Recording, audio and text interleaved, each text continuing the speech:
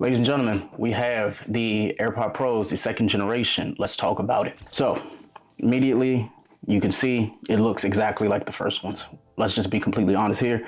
This is the second gen of the AirPod Pros. And right now I'm not gonna go into the fancy specs and all that other stuff. You've probably seen 52 other videos that say that. So we're just gonna unbox this and I'm gonna talk about why I purchased these over the already existing dying AirPod Pros that I just cannot get rid of. So again, this is the second gen. It says it has MagSafe charging case and all those other things. We're gonna read off the actual specs and we're gonna talk about just a couple good things about why I purchased the AirPod Pro 2s. So effectively, nothing really changed with these. So at $249, they're the exact same price as the first gen. And obviously you can get the first edition ones for probably about 200 bucks now because these are out. But at the time of doing this review, I've seen some go for between $200 and $210 for the first gen of these AirPod Pros. So obviously, they pre-ordered these or were available earlier in September, and then they came out today, which is September 23rd. I was so lucky, so grateful to actually get them, even though I had to pay for them, so there's that. Now, when it comes to the design, nothing's really changed. Nothing's changed about it at all, outside of the fact that they have battery life that's a little bit better than the previous. So the first gen AirPod Pros were at 4.5 hours. The second gen are roughly 6.5. Now, when I say 6.5, 6 hours, 30 minutes, and that is with the charging case, right? So it has the H2 chip. It has a wireless charging case that does work with MagSafe, which I think I'm really excited to check that out. When it comes to the actual special features, it has the active noise cancellation, the adaptive EQ, touch controls, personalized spatial audio, automatic switching, audio sharing, as well as you can do the whole announcing with Siri and things like that, right? Let's just open it and get into it though. So upon unboxing, it says designed by Apple in California, has all the paperwork. Let's just actually open this up, see if there's any stickers or something. No stickers, just pretty much tells you how to pair. If you're familiar with AirPod Pros or if you're not, it's super simple. It is really super simple. All you have to do is just put this next to your phone and it automatically finds it on the first day out. So I've really enjoyed the fact that I'm kind of like in the Apple ecosystem and it just works for me. I have the AirPod Pro Gen 1s, I have regular AirPods, I have the AirPod Maxes, and now I have the second gen. And obviously they keep it really simple. We just take this out. You have a nice charging cable. You have USB-C to Lightning, because of course they don't want to do USB-C to USB-C. Have the Lightning cable and you have the USB-C cable. I usually save these for my friends who decided they wanted to steal mine from my house. So I'll just put that to the side because somebody's going to need it, right? And then, which is new, you have the new ear tips. So these ear tips actually will go great. And they have obviously the extra small, the small, and the large. So the mediums are actually stuck on the case already, and I'll probably end up sticking with those anyway. But this is it. As you can see, you can look there, boom. You can look here, boom. That's there. So we can just honestly put this back in the case for now. As you can see, these are the AirPod Pro second gens. So at the bottom, you have speaker grill now, and you have the charging indicator, which is really nice. Obviously you have the lightning port, which is for charging. But let's talk about this. So let's unwrap this. So the case itself looks pretty simple. It will attract fingerprints. It will attract scratches. I would personally get yourself a case. As you can see, my first gen, I have the Nomad case I've been using since I think 2019. So I've been using these ever since. I would personally just put a case on this. If you don't like cases, rock it naked. It's up to you, right? New additions to this though. Obviously I talked about the lightning port and the charging indicator. On the side, you have a speaker grill. And the reason for that is because this actually will allow you to use the Find My app. This is what's so unique that I wanted it so much, but I wanted it for the actual headphones. I rarely ever lose the case. I always end up losing the AirPods. And it takes me about a week to find the second one. And at that point, I'm just usually pissed off and I'm trying to figure out where did I leave them at? Because if you're like me, you probably put one down and have the other one in your ear and then you forget, go about your business, and then you find out that, you know what, you don't have those AirPods in the case. This will allow you to actually find the case, not the headphones themselves. So be mindful of that. On the back here, obviously there's no engraving for me because I wanted these as soon as possible. It says designed by Apple in California, assembled in China. And then obviously you have this for resetting and pairing. Great. This is what's interesting to me. I absolutely hate lanyards, except for when I need them. And these, I need them for the mentioned, the aforementioned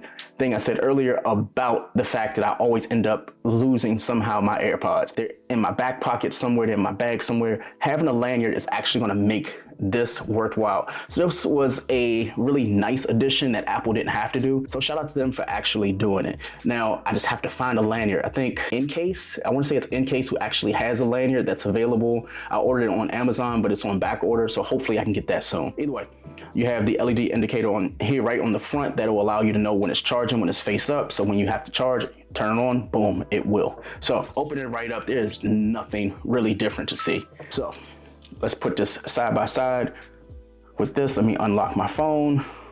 As you can see, it's pairing for the first time. You have the AirPod Pros, connect, boom.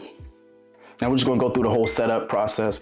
You heard that little indicator, ding, ding. It's just letting you know that, hey, we are paired. So it says the differences now, because we're gonna talk about this together, class.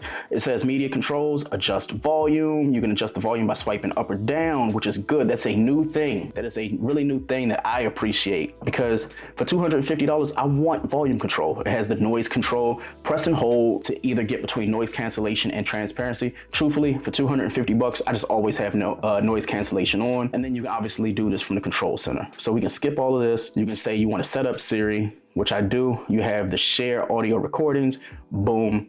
Announce calls. I hate this because it's just annoying. Turn that off. Like, don't be that guy, right? So we can actually just exit that. So I want to do a sound test really quick just to see the difference when it's in my ears. And this is live, everybody, so please forgive me.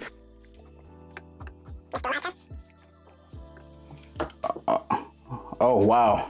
Okay. Well, already the bass is definitely heavier. I really like that already. Okay. Now that's rap. So let's play some R&B. Let's play some. I'll wait for you, for you. I will wait for you. Oh yeah. This definitely sounds much louder, more crisp. And that's just listening. First time in, second song, I really like the sound. Now, this might be a little bit of recency bias when it comes to this, but I feel like whenever I get a new pair of headphones, I just instantly think the last versions aren't as good. But I can comfortably say, after roughly 2.5, 3 years of using these AirPod Pros, having a new pair of like AirPod Pros and just having them in my ear and I can feel the sound, which I didn't think that was actually possible, but I guess it has to be true. Usually think that Apple does like some type of marketing saying that, hey, this is going to sound 2 times as good. It's going to be 2 times as much active noise cancellation. And truthfully, like I can say, I can't hear a damn thing in the background. So just be mindful. I'm going to just pause this music really quick because again, I just want to make these videos as quick as possible, so you're not sitting here for 20 minutes, right? So my initial impressions on these, they sound much clearer. Now, obviously that's because these are probably filthy. They need to be cleaned, but I've noticed comparatively, like even the aesthetic looks better. So as you can see right here is a little bit wider than the new AirPod Pros too. Let me get a little bit closer so you can see the difference. So side by side, you can tell there's a distinct difference, which is good because when I have both of these in my bag and I grab from them, because obviously I'm going to put the exact same case on this one for some unknown reason, I need to know the difference between the 1s and the 2s. And if this is going to be the determining factor, which is right here, immediately from your eye, you're going to know like, hey, this is smaller than this. So you know that you have the AirPod Pros too.